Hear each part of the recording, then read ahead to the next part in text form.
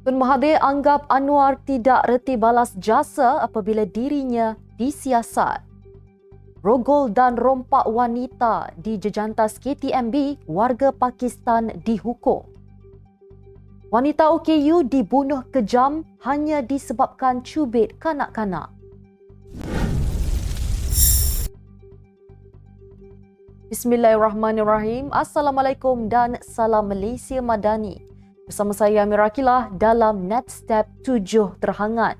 7 berita Malaysia paling trending hari ini. Jangan lupa untuk subscribe YouTube Netstep TV dan follow Facebook Netstep Malaysia.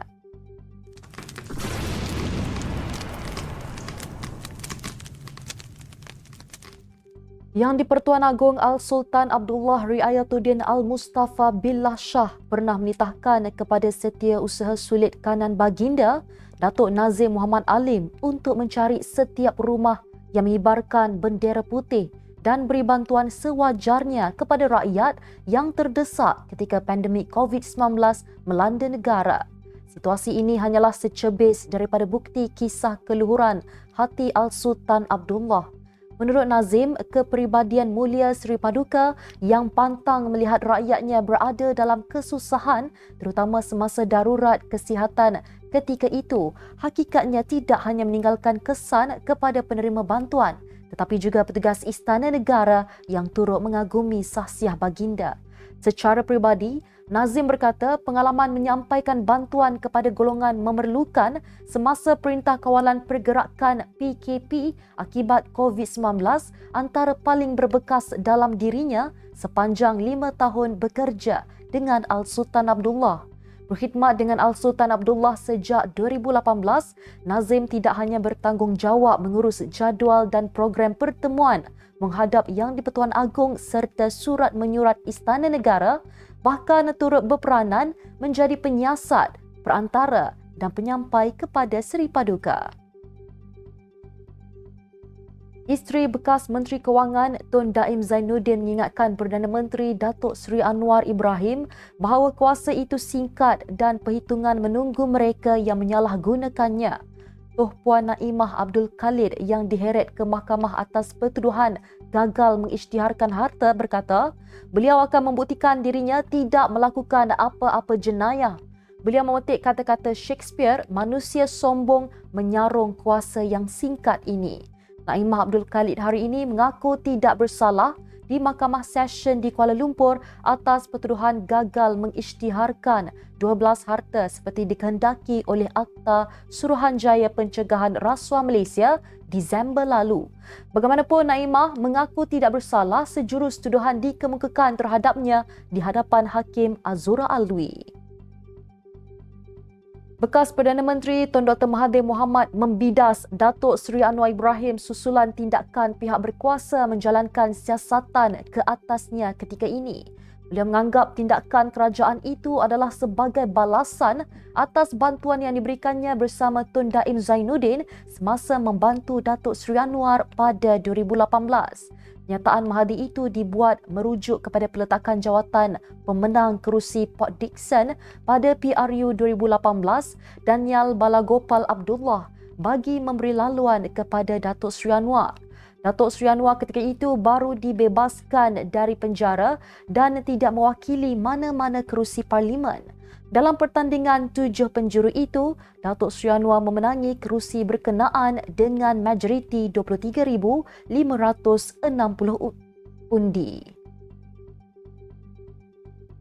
Mekanisme bagi mempercepatkan kelulusan untuk membenarkan pemegang lesen motosikal kelas B2 dinaik taraf kepada B secara automatik. Timbalan Perdana Menteri Datuk Seri Ahmad Zahid Hamidi berkata, perkara itu akan dibincangkan dalam mesyuarat bersama antara Kementerian Pengangkutan MOT dan pihak berkuasa terbabit sebelum ia dimuktamadkan. Ahmad Zahid berkata, antara syarat kelulusan yang akan dipertimbangkan ialah mengambil kira individu berumur 35 tahun ke atas dan tempoh memiliki lesen kenderaan. Perbincangan tersebut mempunyai tempoh tertentu, iaitu dari segi umur pemohon itu mestilah 35 tahun ke atas dan memegang lesen B2 untuk satu tempoh tertentu untuk melayakkannya mendapat lesen B.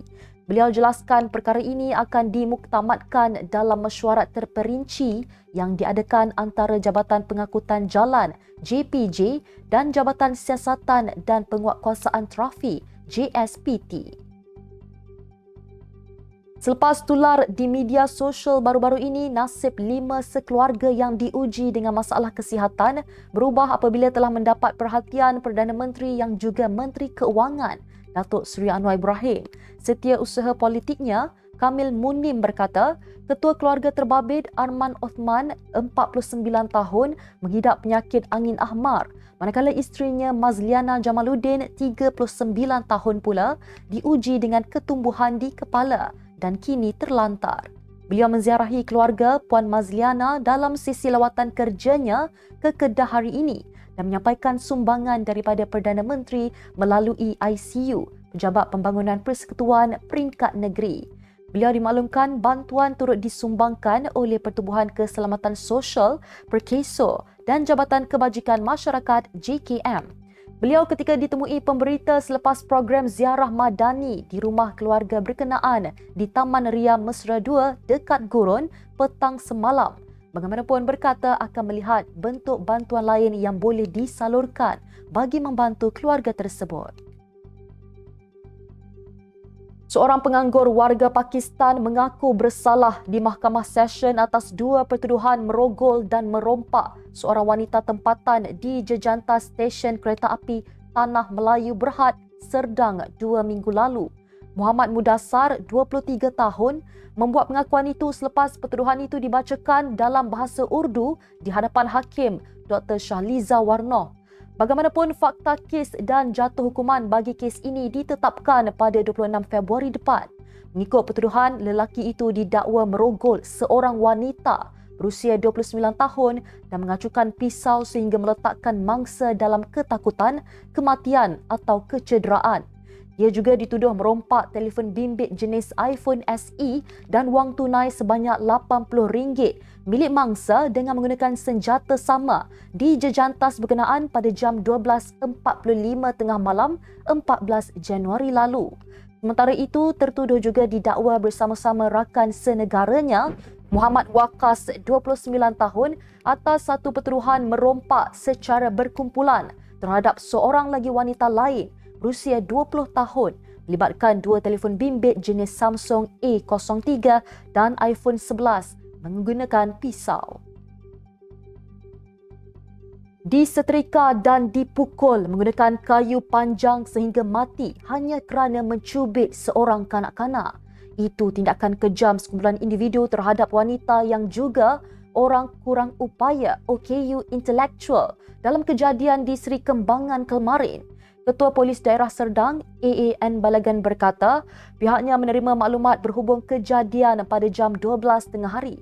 Kakak mangsa memaklumkan kepada pihak polis bahawa adik perempuannya ditemui meninggal dunia di rumah berkenaan. Hasil siasatan mendapati mangsa maut dipukul menggunakan kayu panjang dan disetrika secara berulang-ulang sehingga kan mengalami kecederaan pada tubuh badan mangsa. Sekian sahaja 7 terhangat hari ini. Jangan lupa bersama saya setiap hari pada waktu yang sama untuk ikuti 7 berita Malaysia paling trending hanya di 7 terhangat. Follow Facebook Netstep Malaysia dan subscribe YouTube Netstep TV. Netstep Malaysia menjangkau informasi, mengorak inspirasi. Saya Amira Akilah. Assalamualaikum dan salam sejahtera.